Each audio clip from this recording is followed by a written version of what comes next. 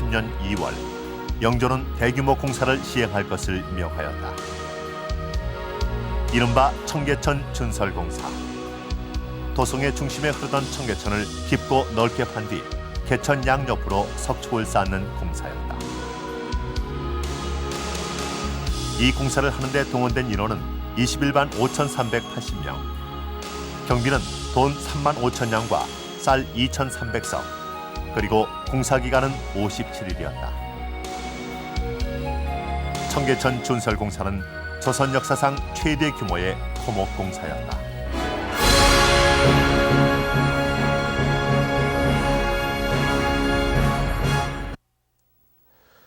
동원 인원이 연 21만 5,380명, 총 경비가 화폐로 3만 5천냥, 쌀이 2,300석. 지금 봐도 대규모의 공사입니다. 청계천의 흙을 깊고 넓게 파서 개천의 양옆에 둑을 쌓아 올렸던 청계천 준설공사는 조선 역사상 최대 공사 중에 하나였습니다. 이 영조의 청계천 준설공사는 그 규모 면에서만 평가를 받은 것은 아니었습니다. 흔히 영조의 업적을 세 가지로 얘기를 하는데 그중 하나가 일반 서민들의 군역의 부담을 획기적으로 줄여주었던 균역법, 또 당쟁을 멀리하고 인재를 고루 등용했던 당평책, 그리고 나머지 하나가 바로 이 청계천 준설공사입니다. 이 영조의 청계천 준설공사는 왜 이렇게 높게 평가를 받았던 것일까요? 또 영조는 왜 이렇게 대규모의 공사를 시행했던 것일까요? 우선 조선시대 청계천의 모습은 어떠했는지 먼저 살펴보도록 하겠습니다.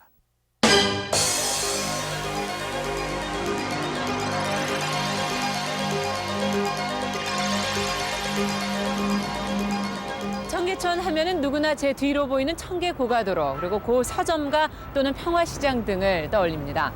이렇게 지금의 청계천은 도심의 한복판에 위치한 최대의 상업지역인데요.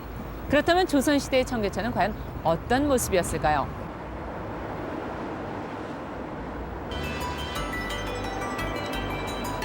(1900년대) 초 청계천의 모습을 담은 사진인데요.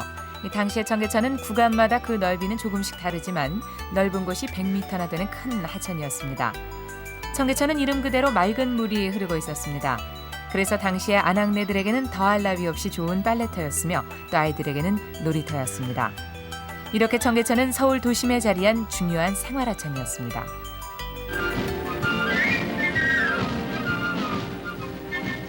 서울 청계천 위에 길이 2,300m가 넘는 넓은 도로가 마련되어 수도의 미관을 더욱 갖추게 되었습니다.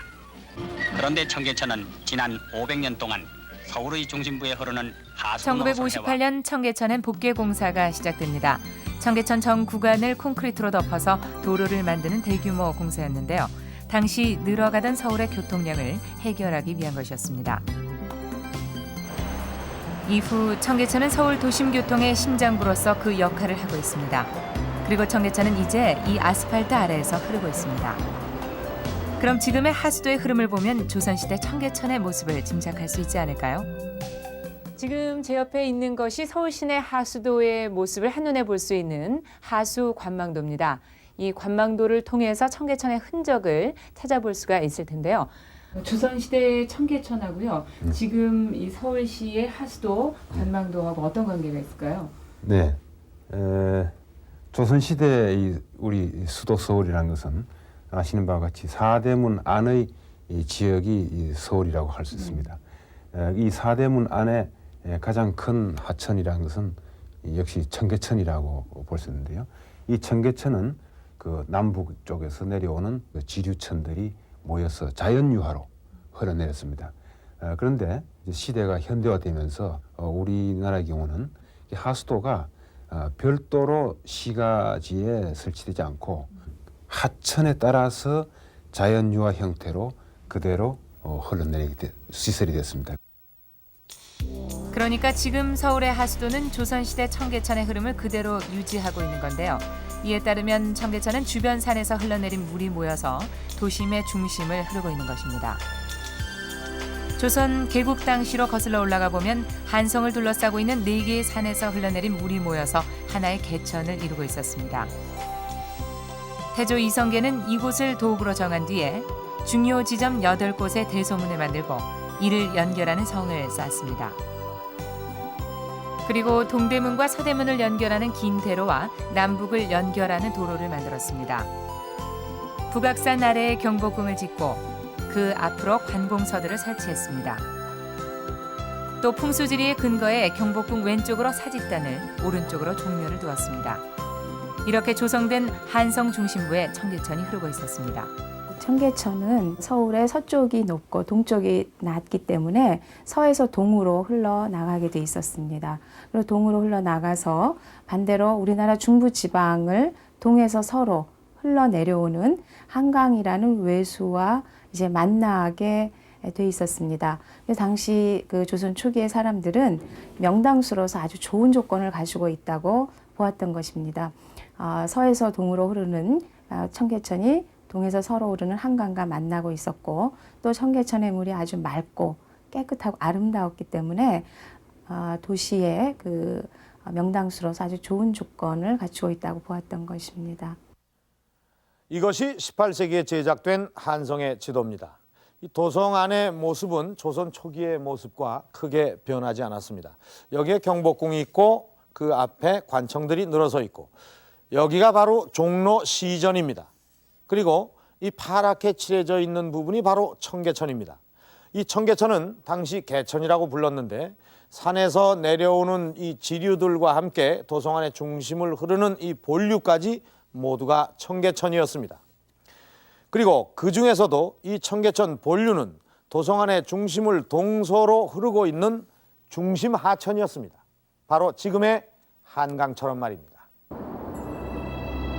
오늘날 서울의 중심을 동서로 가로지르고 있는 한강은 서울의 상징이다. 그런 만큼 한강은 서울 시민들의 삶과 밀접한 관련이 있다. 한강을 중심으로 강남, 강북으로 주거지역이 구분되며 25개의 다리가 놓여 있어 하루에도 수십만 명의 사람들이 한강을 지나다닌다.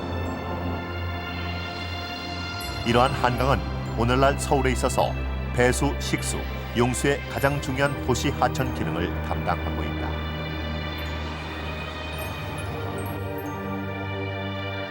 그럼 조선시대 한성의 중심 하천인 청계천은 어땠는가? 조선이 성곽도시로서 면모를 갖춘 뒤 태종은 우선 청계천을 곧게 정비했다. 배수가 잘 되도록 하기 위한 것이었다. 하천 바닥을 깊고 넓게 판 뒤 청계천 상류 부분의 뚝을 돌로 쌓았고, 이어서 세종대에 나머지 지류천들도 정비했다. 이렇게 세종대 와서 완전히 정비된 청계천은 이후 조선시대 내내 개천이라 불렸으며 도심의 중심 하천으로서의 역할을 해왔다.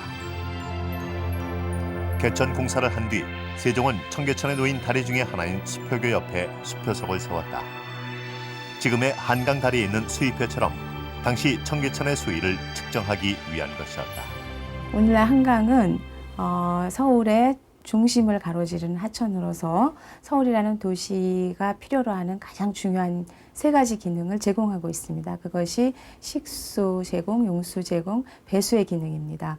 조선시대에는 청계천이 바로 오늘날의 한강과 같은 역할을 했었습니다. 또한 청계천은 지역을 나누는 지역 분화의 하나의 기점이 되기도 했었습니다. 그것은 마치 오늘날 한강이 강남과 강북으로 나누는 역할을 하고 오늘날 서울의 지역의 기능을 달리하는 그런 기준이 되는 것과 같은 것이었습니다. 청계천을 중심으로 북천은 왕족을 비롯한 양반이나 관리들이 살았고, 남천은 하급관리나 몰락한 양반들이 살았다. 또한 청계천 주변엔 기술직 등의 중인이나 상인들이 모여 살았다. 청계천에 제일 처음 놓여져 있던 다리는 지금의 광교 사거리에 있던 대광통교다. 이후 20여 개 크고 작은 다리들이 청계천에 놓여졌다. 청계천에 놓였던 다리들은 대부분 1958년에 시작된 복개공사와 함께 사라졌다. 남아있는 사진을 보면 청계천에 있던 다리들은 한결같이 아름답고 조형미가 넘치는 모습이었다. 그중 남아있는 것은 수표교다. 복개공사 당시 조형미가 뛰어나다 해서 서울 유형문화재 18호로 지정돼 장충난 공원으로 옮겨놓았다. 지금 서울의 중심에 한강이 있다면 조선시대 한성의 중심엔 청계천이 있었습니다. 이 도성의 중심을 흐르던 이 청계천은 도성 주민들과 아주 밀접한 관련이 있었습니다. 때문에 이 청계천과 관련된 세시풍습도 많았습니다. 그 중에 유명한 것이 청계천변에서 행해지던 이 연날리기와 그리고 청계천변에 있는 다리를 이용한 답교, 즉 다리밟기입니다. 이 다리밟기 중에서 가장 장관을 이루었던 것이 광통교입니다. 대광통교 또는 광교라고 불렸던 이 다리는 조선시대 최초이자 최대의 다리로서 그 의미가 아주 깊습니다. 그리고 이 다리에는 아주 특별한 사연이 담겨 있습니다. 이 광통교에 얽힌 사연이 무엇인지, 그리고 이 광통교의 흔적을 지금 찾아볼 수 있는 건지 정용실 씨가 현장에 나가봤습니다. 지금 제가 나와 있는 곳은 광교 사거리입니다. 예전에 광통교, 즉 광교가 있었던 자리라고 해서 광교 사거리라고 이름이 붙여진 곳이죠. 지금은 복개공사로 인해서 보시다시피 광교의 모습을 볼 수는 없습니다. 다만 광교 사거리 한쪽 옆에는 광통교의 축소 모형이 만들어져 있습니다. 광통교란 이름은 조선시대 이 지역의 이름이었던 광통방에서 유래된 것인데요. 이름 그대로 조선시대의 가장 넓고 평평한 다리였습니다.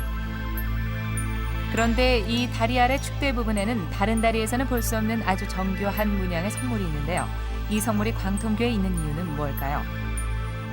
광교는 원래 조선 초에는 흙으로 만들어진 토교였지만 이것이 바로 떠내려갔기 때문에 타종이 이것을 다시 이제 복구하는데 돌로 놓아야 된다는 주장도 있었고, 그 돌을 바로 신하들이 그 전해에 이장한 정릉, 즉 신동왕후 강씨의 능에 있는 그 신장석이나 성물을 이용하는 것이 좋겠다 해서 태종이 이를 응낙을 한 것입니다.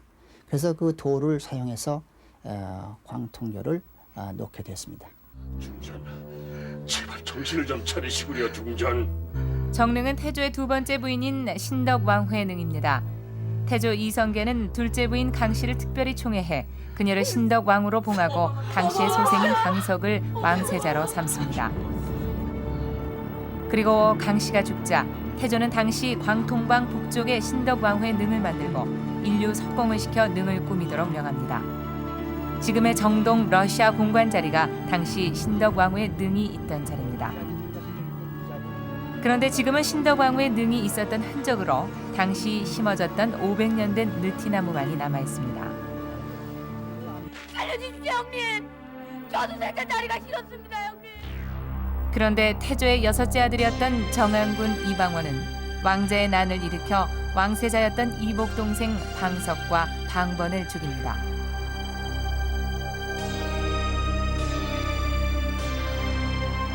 그리고 정종의 뒤를 이어 왕위에 오릅니다.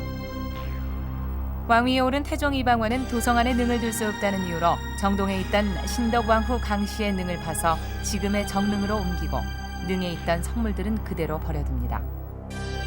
그러던 차에 홍수가 나서 광통교가 떠내려가자 정릉의 성물을 이용해 광통교를 만들었습니다. 이렇게 만들어진 광통교는 조선시대 내내 가장 많은 사람들이 이용한 다리였습니다. 그 후 광통교는 어떻게 되었을까요? 조선시대 광통교가 지금 현재는 어떻게 되어 있나요? 지금 그 광통교는 지금 광교 그 사거리 밑에 네. 그 원래 위치에 1958년도에 청계천을 복개하면서 네. 그 자리에 그대로 서 있습니다. 청계천 아래에는 광통교의 모습이 그대로 남아 있었습니다. 광통교는 2개씩 짝을 이룬 8개의 교각으로 이루어져 있는데요. 복개공사 당시 다리 상판만 떼어내고 그 위에 콘크리트를 덮었습니다. 그러니까 이 위가 바로 광교 사거리인 것입니다.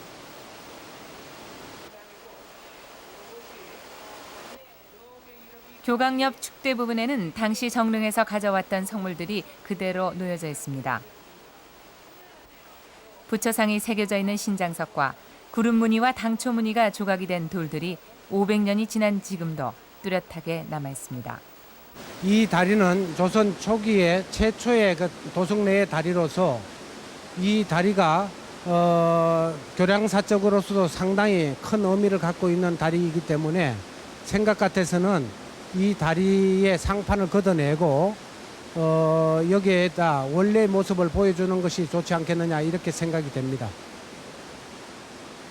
자, 안타깝게도 조선시대 최대의 다리인 광통교는 지금은 사람과 차량들이 오가는 이 아스팔트 아래에서 이렇게 숨쉬고 있습니다. 조선시대 한성 사람들이 가장 많이 지나다녔던 다리인 이 광통교는 이제 지하에 묻혀 있습니다. 서울의 모습의 변화와 함께 이 광통교는 그 쓰임새를 잃게 된 것입니다. 이렇게 청계천은 서울의 변화된 모습에 가장 민감하게 그 모습이 변화되어 왔습니다. 그런데 18세기 이 청계천에 대규모의 공사가 있었습니다. 바로 오늘 얘기하려고 한 청계천 준설공사입니다. 그렇다면 이 청계천 준설공사는 18세기 한성의 모습과 깊은 관계가 있지 않을까요? 그렇습니다. 18세기 한성은 급격히 변화하고 있었습니다. 상업도시로서 그 면모를 갖추어가던 한성엔 인구가 급증하고 있었습니다. 당시 한성의 호구 총수를 보면 효종조 말인 1657년에 8만 572명이던 것이 현정조 말인 1669년에는 19만 4,030명이 됐습니다. 불과 12년 만에 2배 이상 늘어난 것입니다. 한성에 왜 이렇게 인구가 급증하게 된 것일까요? 조선 초기 한성의 인구는 10만 명 정도였다. 그런데 17세기 후반부터 한성 인구는 급증하고 그로 인해 도성 밖 심리까지 거주지가 확대되기에 이른다. 그 이유는 무엇일까? 당시 서울에 유입된 사람들은 주로 지방에서 올라온 유민들이었다. 17세기 후반은 자연재해가 극심했던 시기로 기근에 시달리던 지방 기민들이 서울로 대거 올라온 것이다.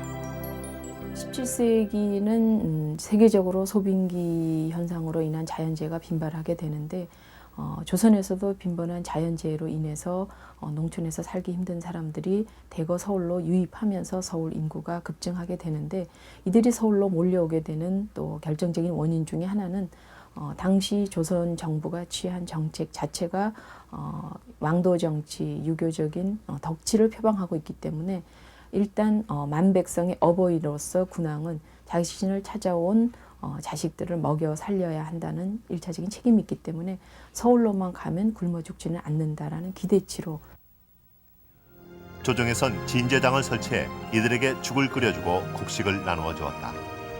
그리고 노자를 두며 고향으로 돌아갈 것을 권유했다. 그러나 고향으로 돌아가도 먹고 살 길이 막막한 이들은 돌아가지 않았다.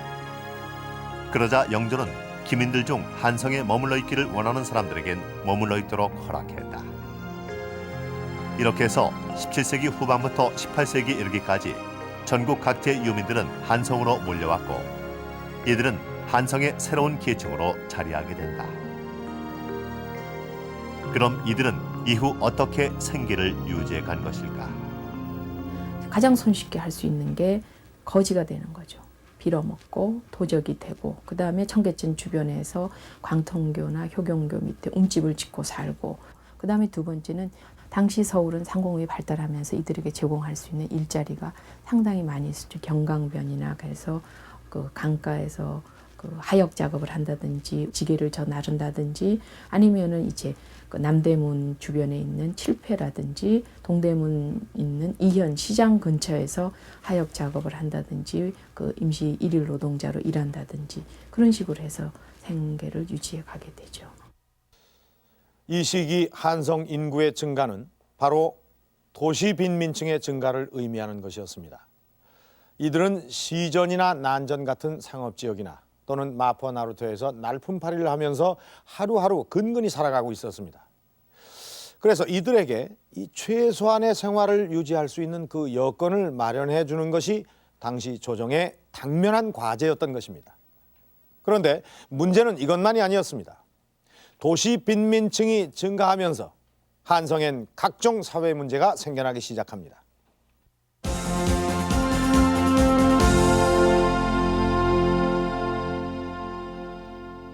최근 한성의 인구가 급증하면서 도성 안팎에선 여러 가지 사회 문제가 늘어나고 있습니다.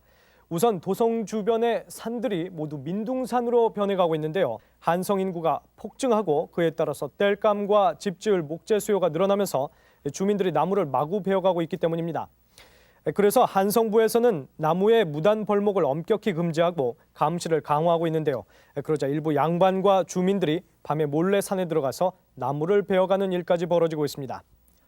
도성 주변의 산들이 황폐화돼 가고 있는 데는 또 한 가지의 이유가 있습니다.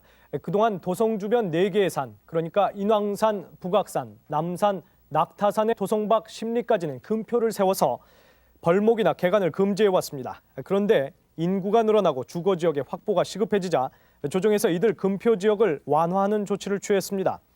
그 후 이 도성 주변의 산들에는 중턱에까지 집과 밭들이 생겨나고 있는 것입니다. 이렇게 도성 주변의 산이 민둥산이 돼가면서 비가 조금만 와도 산에서 토사가 흘러내리고 있으며 이미 많은 토사가 청계천 바닥에 쌓여 있습니다. 이로 인해서 도성에 물이 빠져나가는 수구문이 일부 막혔으며 청계천 대부분의 다리 아래에도 토사가 쌓여 다리의 교각이 보이지 않을 정도입니다. 예전엔 저 다리 밑으로 말도 지나갔죠. 근데 지금은 이제 아예 다리 기둥도 아예 안 보입니다. 이제. 이렇게 청계천 바닥에 토사가 쌓이면서 가장 우려가 되는 것은 바로 홍수 피해입니다. 인구 증가로 육조 앞의 모습도 많이 변했습니다. 얼마 전까지만 해도 관공서가 밀집해 있던 이곳 육조 앞에는 인가를 찾아보기가 힘들었습니다. 그렇지만 인구가 증가하면서 이곳에도 주택이 들어서기 시작했습니다. 또 종로 대로에 각종 물건을 내놓고 파는 가가가 늘어나면서 도로폭이 날로 좁아지고 있습니다. 이제 말을 탄 두 사람이 만나면 지나갈 수 없을 정도로 좁아졌습니다. 한양의 청계천변에는 불법 가옥이 늘고 있습니다. 이유는 한양으로 올라온 사람 가운데 집을 구하지 못한 빈민들이 이곳 청계천변으로 모여들고 있기 때문입니다.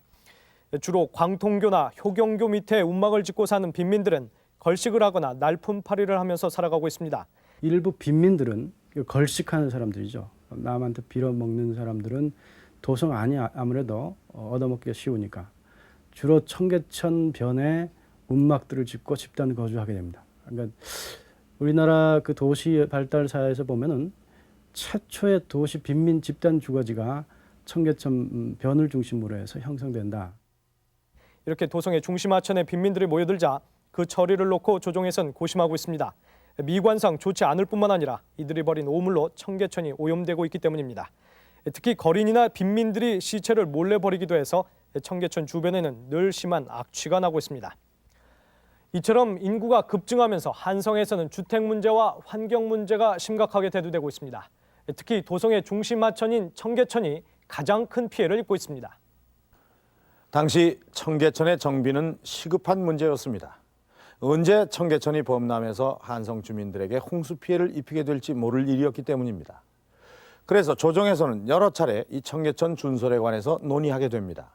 정세진 씨, 네. 그 준설에 관해 논의된 사항이 있으면 좀 찾아봐 주시죠. 네, 이 청계천 준설에 대한 논의는 이미 숙종부터 실록에 나오기 시작하는데요. 본격적으로 논의된 것은 영조 27년이었습니다.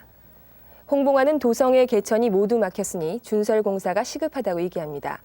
그런데 영조는 준설 공사가 시급한 것은 사실이지만 이 공사를 하기 위해서는 많은 백성들이 동원돼야 하기 때문에 백성들한테 폐가 될까 염려된다며 바로 결정을 내리지 못합니다. 그래서 어떻게 합니까?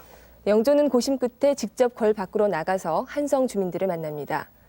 영조 28년 1월 27일의 기록을 보면은 영조는 광통교에 나가 인근 주민들을 모아놓고 공사에 대한 의견을 묻는데요. 이날 모인 주민들은 모두 공사에 찬성합니다. 영조의 걱정과는 달리 한성 주민들의 반응은 아주 좋았군요. 네. 그럼 바로 공사를 시작했겠네요. 그렇지는 않습니다. 영조는 더 많은 백성들의 의견을 듣기 위해서 이후에도 여러 차례 주민들을 만납니다. 그리고 드디어 영조 35년 10월 15일 이 주민을 불러놓고 시험적으로 준설 공사에 참여할 사람을 모집하겠다고 하면서 자원하는 사람의 수가 많으면 백성들이 즐거워하는 일로 여기고 공사를 시행하겠다고 합니다. 이때 8일 만에 8,000명의 주민이 자원했다고 합니다. 결국 35년 10월 29일 영조는 다음 해 봄에 준설 공사를 시행하라고 명합니다. 정말 신중에 신중을 기했군요. 이 영조의 백성을 위하는 마음이 어느 정도였는지 짐작을 할 수 있을 것 같습니다. 이 드디어 한성 주민들의 적극적인 참여로 공사를 시작하게 됩니다. 이 조정에서는 이 준설 업무를 관장할 준천사를 설치하고 그 총 책임자인 준천당상은 당시 호조 판서로 있던 홍계일을 임명합니다. 드디어 영조 36년 2월 18일 공사를 시작하게 됩니다. 규장각에는 당시 준설공사 모습을 상세히 그린 4점의 준천시사 열무도가 보존돼 있다. 그중 준설공사하는 모습을 담은 이 그림은 영조가 공사장에 친히 나와서 바라보는 모습을 그린 것으로 오간 수문 위에서 영조는 공사 현장을 바라보고 있다. 그 아래에서는 흙을 긁어내는 공사가 한창 진행 중인데 소와 쟁기를 이용해서 흙과 모래를 긁어내기도 하고 세 사람이 한 개조가 되어서 가래로 흙을 퍼내기도 한다. 이렇게 긁어낸 흙은 일일이 그릇에 담아 퍼낸다. 뚝 위엔 수레가 보인다. 이는 퍼낸 흙을 옮기기 위해 동원된 장비인 듯하다. 공사장 옆에는 관리들로 보이는 사람들이 쭉 늘어서 있다. 그 중에는 가래로 흙을 파보는 고위 관리도 보인다. 당시 준설공사에 대한 조정의 관심을 짐작할 수 있다. 개천 양옆으로는 버드나무가 보인다. 이는 비가 와도 흙이 흘러내리지 않도록 하기 위해 심은 것이다. 이렇게 준설공사는 바닥에 쌓인 흙을 퍼내고 뚝을 쌓는 것으로 진행되었다. 경진년 준천은 먼저 수문 밖에서부터 시작을 했습니다. 수문 밖에 영도교부터 수문까지를 5군데로 나누어서 2월 말경에 공사를 끝내고 있습니다. 그런 다음에 3월 초부터 이 수문에서부터 송기교까지를 8군데로 나누어서 공사를 진행해서 완료를 하고 그런 다음에 개천에 수없이 만들어졌던 교량들을 갖다가 석축으로 바꾸는 그런 작업도 진행을 하고 있었습니다. 그리고 그 재미있는 거는 이 준천을 하면서 경복궁, 경희궁, 그리고 창덕궁, 창경궁 내에 금천들도 준설을 하고 있다는 점입니다. 준설공사 당시 가장 어려웠던 것은 퍼낸 흙의 처리 문제였다. 처음엔 도성 밖으로 옮기려고 했으나 많은 인력을 동원해야 한다는 어려움이 있자 훈련원 옆 지금의 동대문 운동장 근처에 쌓아놓았다. 그것이 2개의 자그마한 산을 만들었으며 이를 조산이라 불렀다. 이는 도성 동쪽이 허하다는 풍수지리설에 의한 것이었다. 일제시대 이 흙은 동대문 운동장을 만드는 데 사용됐다. 영조는 공사 기간 중에 자주 현장에 나와 연회를 베풀어 준설 공사에 참여한 관리와 인부들의 노고를 지하했다. 당시 기록을 보면 쌀과 면포 같은 하사품도 자주 내렸다고 한다. 또한 영조는 활쏘기 대회와 무예 시합을 자주 열어 시합에 참여한 자들에게 포상을 내렸다. 당시 영조가 청계천 준설 공사에 얼마나 심혈을 기울였는지 알 수 있다. 이렇게 삽이나 쟁기를 이용해서 청계천 바닥에 쌓여있는 흙이나 모래를 일일이 퍼올리고 그 퍼올린 흙을 동대문까지 옮기는 일련의 청계천 준설공사. 그것은 청계천 전 구간에 걸쳐서 이루어졌습니다.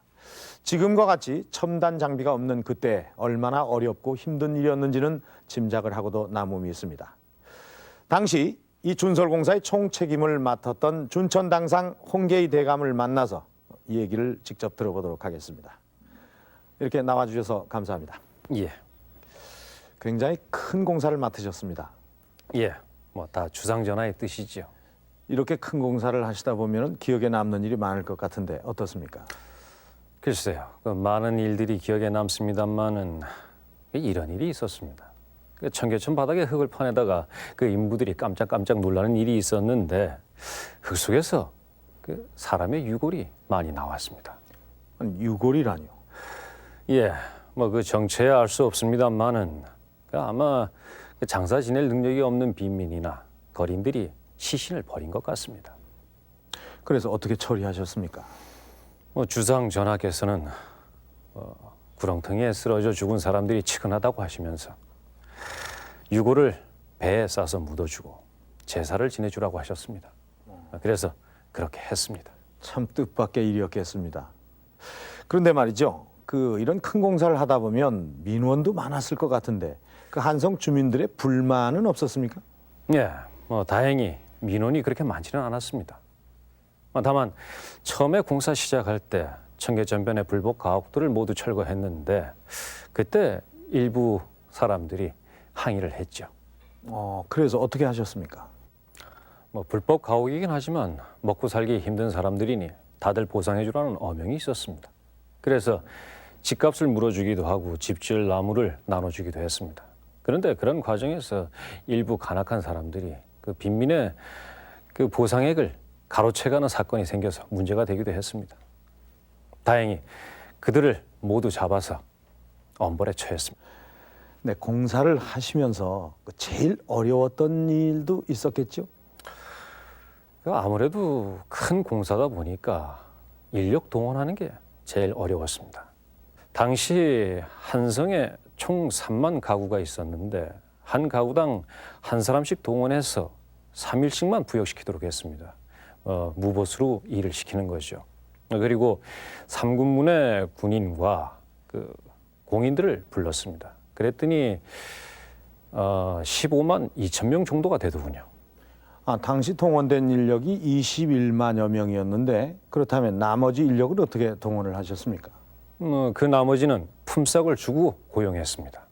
그랬더니 그렇게 동원된 인원이 6만 3천 명이었습니다.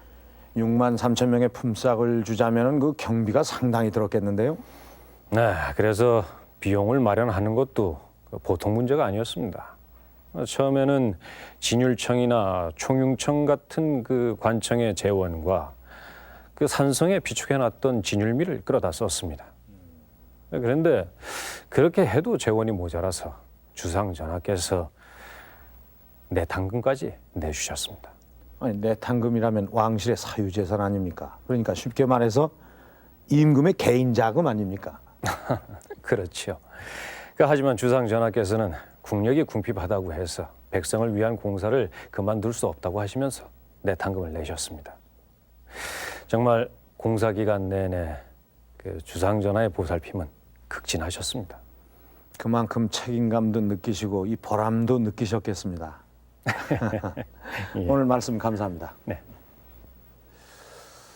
이렇게 이 청계천 준설공사의 효과는 매우 컸습니다. 늘 이 청계천이 범람할까봐 노심초사하던 도성안의 주민들의 근심 걱정을 덜었고 또 오물로 인해서 악취가 심했던 그 청계천은 아주 깨끗이 정비가 됐습니다. 지금으로 말하자면 도시 정비가 된 셈입니다. 이 청계천 준설공사의 의미가 큰 것은 이거 한 가지만의 이유는 아닙니다. 주목해야 할 것이 또 한 가지가 있습니다. 당시 공사에 동원됐던 인원이 21만여 명이었는데 그중에 6만 3천 명은 품삯을 받고 일을 한 사람들입니다. 그 사람들은 어떤 사람들이었고 또 어떻게 모집을 했던 것일까요?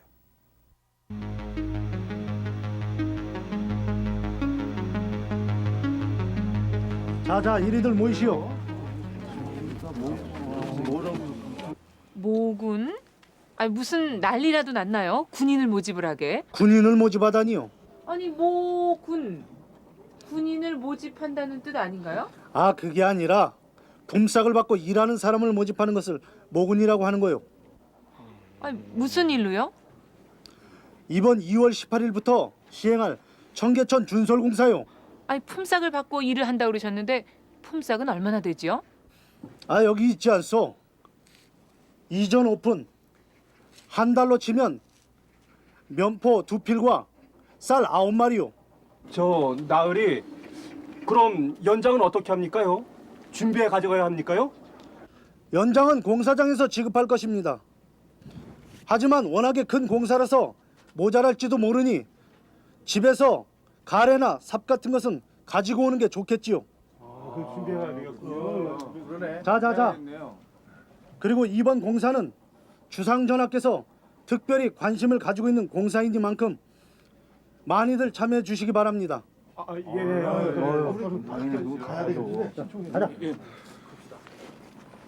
자네들 어떻게 할 텐가? 해야지. 일당이 이전 오픈이면 어디 적은 돈인가? 아 그럼 지난번 축성 공사 땐 일당이 1점밖에 안 됐잖아. 아니 어떻게들 참여를 하실 건가요? 해야죠. 그거라도 해야지 처자식들 목구멍에 풀칠을 할 거 아니요. 그렇게 살림이 어려우세요? 우리 같은 사람들이야 돈 한 푼 없어 이 한성까지 왔는데 형편이 좋을 리가 있겠소? 아니 어디 분이신데요? 난 경기도에서 왔소. 땅 몇 마지기 빌려 농사 짓고 살다가 아휴, 흉년이 2년째 겹쳐서 이 한성까지 결국 오게 된 거. 이 사람들 다 똑같은 사람들이요. 맞습니다. 아유 그러면 지금까지 어떻게들 살아오셨어요?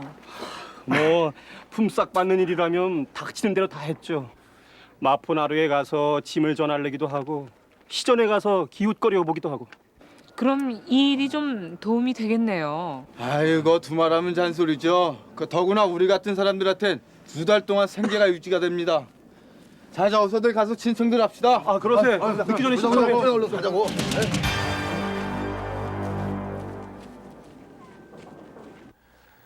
당시 고용되었던 사람들은 도시 빈민들이었습니다. 그리고 그들에게 이 준설공사는 생계를 꾸려나갈 중요한 수단이었습니다. 그런데 우리가 알고 있기로는 조선시대 이 국가적인 토목공사가 있으면 부역이라고 해서 이 백성들을 무보수로 일을 시켰습니다. 그런데 이 청계천 준설공사에서는 6만 3천 명이나 되는 빈민들에게 품삯을 주고 일을 시켰습니다. 조선시대 이러한 사례가 또 있는지 궁금해지는데 정세진 씨 어떻습니까? 네, 실록에서 모군 사례를 분석해 보면요, 17세기 초반부터 이런 현상들은 조금씩 나타나기 시작합니다. 그러던 것이 영조가 왕위 오르면서 본격적으로 시행이 되는데요. 영조 2년에 시행됐던 성곽의 보수 공사 때도 이 10,000명의 유민들을 고용해서 품삯을 주면서 일을 시킨 그런 사례들이 있습니다. 이렇게 국가에서 주관하는 토목공사에 빈민을 고용한 영조의 의도는 무엇일까요?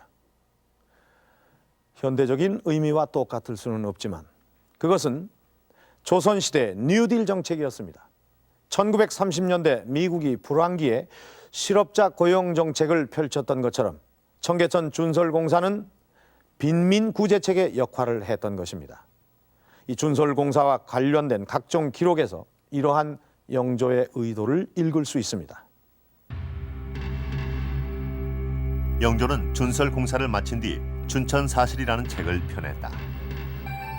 이 책을 펴낸 의도를 서문에 기록하고 있는데 그 내용을 보면 앞으로도 준설공사를 꾸준히 해나갈 것과 1760년 대규모의 준설공사가 하나의 본보기가 돼야 한다고 기록하고 있다. 그래서 이 책에는 1760년의 준설 과정과 방법, 그리고 소요 경비 등이 아주 상세히 쓰여 있다. 또한 이후 청계천 관리 방법에 대해서도 명시해 놓았는데 그 중에 하나가 청계천 다리에 새겨놓은 글씨다. 현재 장춘단 공원에 있는 수표계 교각 부분을 보면 교각 아래에 경진지평이라는 4글자가 새겨져 있고 지하에 묻혀있는 광통교 교각에도 같은 글씨가 보인다. 이는 대규모 공사가 이루어진 경진년에 흙을 퍼낸 지점으로 이상 흙이 쌓이지 않도록 하라는 것이다. 또한 영조는 준설 과정에 참여한 모든 인원을 상세히 기록한 준천 소자목을 만들었다. 그 내용을 보면 방민 32,932명, 군졸 11,102명, 그리고 품삯을 주고 고용한 모군이 6만 3천 명 등 21만 5천여 명의 인원을 조목조목 기록해놓고 있다. 인원을 동원하는 문제는 여러 가지 방편을 동원하고 있었습니다. 첫 번째로는 이 관직에 있는 사람들, 이런 사람들 집에서 가정, 그러니까 집에서 부리는 사람을 내게 해서 그들을 동원하는 것이었고, 다른 하나는 이 삼군문에 소속되어 있는 군졸들을 갖다가 동원하는 것이었습니다. 그리고 보다 주목할 수 있는 것은 자원에서 부역했던 사람들이 상당수가 있었다는 겁니다. 이런 점들도 주목이 되지만 가장 주목할 수 있는 것은 무엇보다도 홍봉안이 제일 먼저 제안했던 모군을 사용하는 것이었습니다. 즉 급료를 줘서 인부를 동원하는 것이었죠. 영조가 모군을 동원한 것은 빈민구제책의 일환이었다. 영조는 이후에도 준설 공사를 할 때에는 방민을 모집하지 말고 모군을 동원하라고 기록하고 있다. 준설 공사가 빈민구제책이었으면 공사 시기를 통해서도 알 수 있다. 2월부터 4월까지로 춘궁기였다. 영조의 뜻대로 이후에도 준설 공사를 통해 청계천이 체계적으로 관리됐는데 이때도 매년 봄에 공사가 행해졌다. 순조 32년 여름 신하들이 청계천 준설 공사를 해야 한다고 하자 순조는 굶주린 사람들을 위해 돌아오는 봄에 공사를 하도록 명하였다. 그리고 다음해 4월 공사가 실시되었다. 영조대 준천 사업에 의는 크게 두 가지로 정리될 수 있습니다. 하나는 도시가 인구가 증가함에 따라서 아주 무질서하게 확대되는 것이죠. 그것들을 일거에 정리하고자 하는 도시 정비 사업의 것이고, 또 다른 하나는 그보다 더 중요한 의미를 갖는 것인데요. 빈민들에 대한 구제 사업의 성격을 갖는 겁니다. 당시에 준천 사업에 21만 5천여 명이 인원이 동원됐는데 그 중에 6만 5천여 명이 역군으로 동원됐습니다. 품팔이 노동자인 셈이죠. 그들을 이렇게 품삯을 지원함으로써 그들의 생계를 지원한다. 이러한 대책은 사실은 근대적인 그 빈민 구조 사업과 매기통하는 그런 것이다. 이렇게 정리를 할 수 있습니다. 영조 36년에 시행된 청계천 준설 공사로 인해 그 이전까지 방치돼 왔던 청계천이 체계적으로 관리되기 시작합니다. 도시 정비의 초석이 된 것입니다. 그리고 이 청계천 준설 공사에 또 하나의 중요한 의미가 있습니다. 당시 늘어나기만 하던 이 도시 빈민들에게 일자리를 제공해 주었다는 것입니다. 영조는 청계천 준설 공사를 하면서 이렇게 말했다고 합니다. 준설을 하는 것은 다만 토목공사에 그치는 것이 아니라 하나도 백성을 위한 것이고 둘도 백성을 위한 것이다. TV 조선왕조실록 여기서 마칩니다.